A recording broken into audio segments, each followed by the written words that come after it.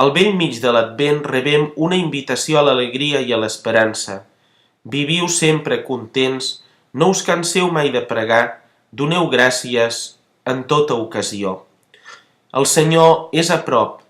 Filla meva, el teu cor és el cel per a mi, li diu Jesús a Santa Faustina Kowalska, i certament el Senyor ho voldria repetir a cadascun dels seus fills. És un bon moment per pensar en tot el que ell ha fet per nosaltres i donar-li gràcies. L'alegria és una característica essencial de la fe. Sentir-se estimat i salvat per Déu és un gran goig. Saber-nos germans de Jesucrist, que ha donat la seva vida per nosaltres, és el motiu principal de la joia cristiana. Un cristià abandonat a la tristesa tindrà una vida espiritual raquítica, no arribarà a veure tot el que Déu ha fet per ell i per tant serà incapaç de comunicar-ho. L'alegria cristiana brolla de l'acció de gràcies, sobretot per l'amor que el Senyor ens manifesta.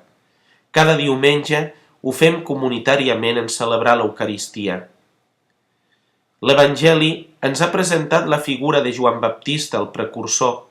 Joan gaudia de gran popularitat entre el poble senzill, però quan li pregunten, ell respon amb humilitat: jo no sóc el Messies.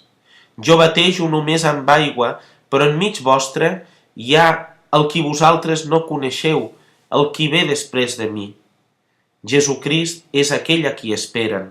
Ell és la llum que il·lumina el món. Com ens imaginem nosaltres a Crist, a qui esperem i en qui esperem? L'Evangeli no és un missatge estrany, ni una doctrina entre tantes, sinó la bona notícia que omple de sentit tota la vida humana, perquè ens ha estat comunicada per Déu mateix, que s'ha fet home. Tot cristià està cridat a confessar Jesucrist i a ser testimoni de la seva fe.